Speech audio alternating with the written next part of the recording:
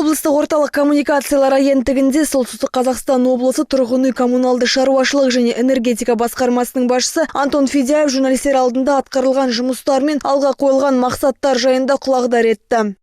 А также сократить расходы угля на выработку электроэнергии. Электроэнергетикаға қолданылатын көмірді жылына 35 мың тоннаға қысқарту көзделуде. Сонымен қатар Петропавл ТЭЦ-2-ге жөндеу жұмыстарын жүргізу жоспарлануда. Нөмір 12-ші қазандықты жөндеуді аяқтау және жыл соңында жаңа нөмір 5-ші турбинаны тапсыру жоспарланып жатыр. Бұл ТЭЦ-2-де ауыстырылған 3-ші турбина болмақ. Өңірде жасыл технологияларды іске қосу жұмыстары да қарқын алуда. Зенченко-2 командиттік серіктестігі 2015 жылы 2 жел энергетикалық құрылғы орнатты.